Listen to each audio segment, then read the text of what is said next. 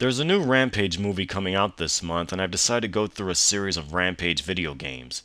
Created by Jeff Nauman and Brian O'Colin in 1986 and by Bally and Midway. Of course, Midway is known for the Mortal Kombat series. I was 2 years old when this game came out, and I first played it in 1992 on the NES, and that's basically it. Then I saw the original arcade at Peter Piper Pizza, only you get to play as 3 players. The one on the NES allows you to play 2. So, anyway, let us begin. You got 3 monsters you can play as, such as George, who looks like King Kong, Lizzie, a look-alike of Godzilla, and Ralph, a giant wolfman, and is an original character. You go climbing on buildings by tearing them apart and also eat people. After that, repeat by doing the exact same as you did before. That's the formula of this game. There are 85 cities and 768 days. That's impossible. There's no way in hell you can get past 768 days in that game. What happens if you get past those days? You get to start day 1. If you're low on health meter, you'll revert back to your human form. Not to worry, you can become a monster again. The game is ported on home computers and home consoles. The one that stood out for me was the NES version. But the best by far is the Master System version and is much like its arcade counterpart. There's also the Game Boy Advance re-release along with Paperboy.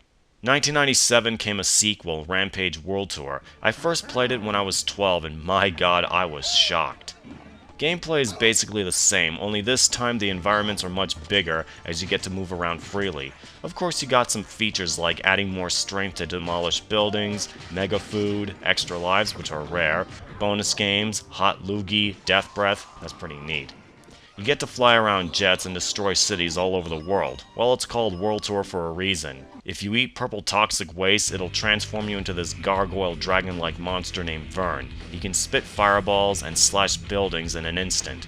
It would have been awesome if he was a 4th player. Yes, there is one level where the monsters are in hell called the Underworld Connections. Oh, and you get to flap your arms while in the air and beat the crap out of each other. The graphics look pretty damn good. It gives it more of a 3D cartoony look. By the way, if you don't destroy the entire city within the time limit, jets will appear and drop bombs. That's something I forgot to mention.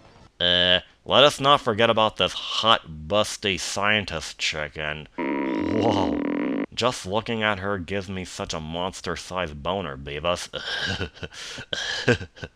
The game is ported on the Sony PlayStation, Sega Saturn, Nintendo 64, and Game Boy Color. If I had to choose, I would go with the N64 version. Overall, Rampage World Tour is the best of the Rampage series and my absolute favorite.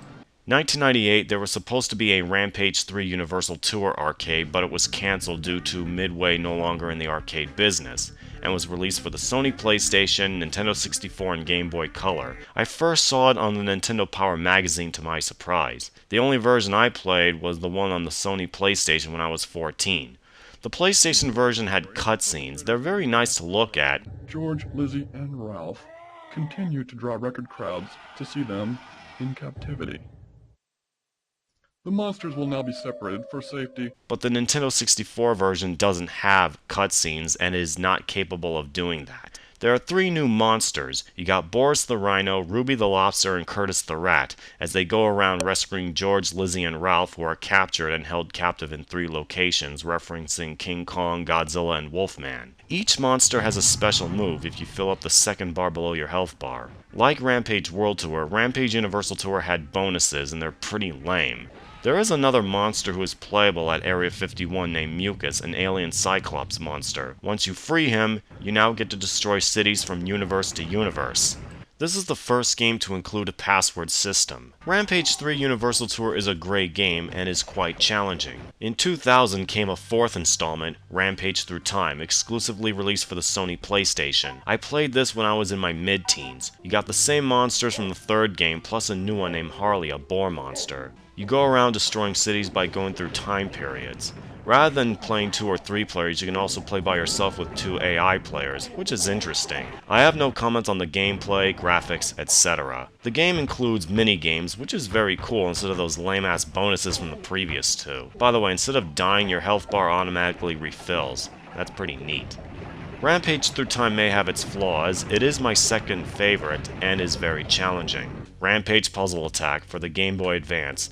The first Rampage series to have a spin-off. Needless to say, it's like Tetris, Yoshi, Yoshi's Cookie, and Pokemon Puzzle League. Enough said. 2006 came Rampage Total Destruction, where you can play as various monsters after you rescue them.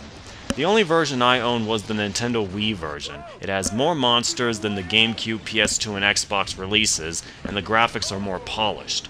Boris, Ruby, and Vern from World Tour and Universal Tour are Wii exclusive, and it's been a long time seeing those three. Total Destruction has 4 modes and includes both the original Rampage and Rampage World Tour. In 2012, there was a Rampage reboot, but unfortunately, it was cancelled. Sure, the series has the same formula as I've stated. It does get old really quick, and I had such great memories with Rampage, and it is so dear and dear to me. If you have a bad day and have stress, go and play a little bit of Rampage.